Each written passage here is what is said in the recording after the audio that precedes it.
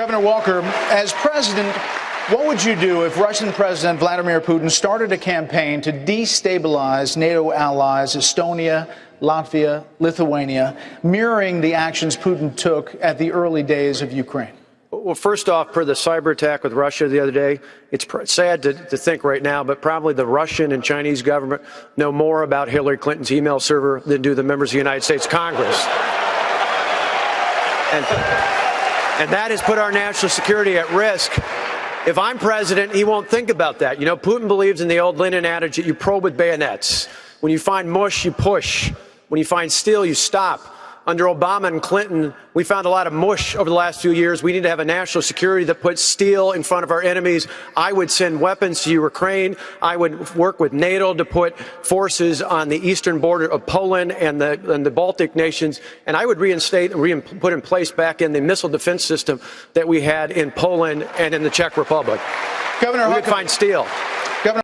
But I think, you know, in a way, I think his people are letting him pursue the strategy which seems now to be working, which is say anything you want, man, and then explain yourself later. Well, also, look, I think, I got to say, it's refreshing to talk to Donald Trump. He's unlike any other candidate out there. He doesn't come with handlers who are telling you to wrap it up. I've talked to him for 40 minutes at a time, and the interview could have continued. I just ran out of things to ask him. And it's not as if he... You know, I think people it's refreshing, whether they agree with him or not, whether he doesn't have a lot of policy specifics, but that's not what it's about. And this debate, by the rules of it, there's 10 people on the stage. You each have a minute to give your policies. You don't really have time to get into specifics. How can you get into policies in a minute? He's prepared for this as if it's like a rap battle, like it's Drake and Meek Mill. Like, no, you need to come with substance. He keeps calling people losers and saying what he could and should and wants to do for the country, but I'm not getting facts. Sam, I need real things. Can he win you? Yeah. Can he win you over? Absolutely not. Never in a million years. Why not? Because I don't want my president to be an entertainer that's cracking jokes and calling Mexicans rapists. I remember this same rhetoric in 1979. I don't want somebody to be an actor, to be in the White House.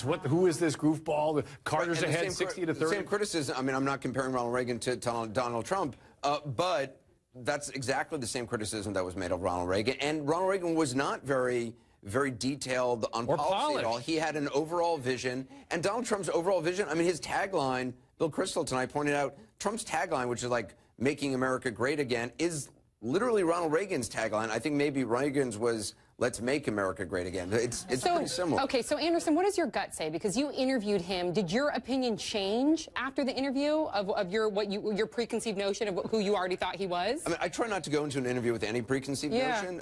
But you know, I think Donald Trump. You know who Donald Trump is. I mean, Donald Trump. There's not suddenly a new Donald Trump that's going to suddenly emerge.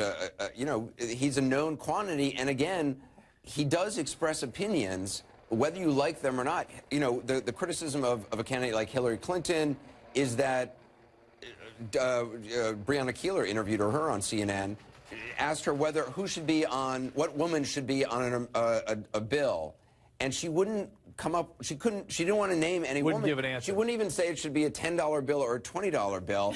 I have a feeling Trump would have a very specific answer on that question. Yeah, and whatever it is, that would be his answer. No, it would make whatever he said probably make everybody angry. But I bet, Andy, he'd have some sort of explanation later that we'd all go, all right, okay. All right. Well, look, he says what he thinks, and the key is he doesn't apologize later. And that's the opposite of what every single politician does. So that's refreshing. And a quick counterpoint. So in this debate, there are going to be 90-second chances to respond. There is no time for policy. There's time for sound bites, and Trump is the master at that. He knows what to say and what not to say.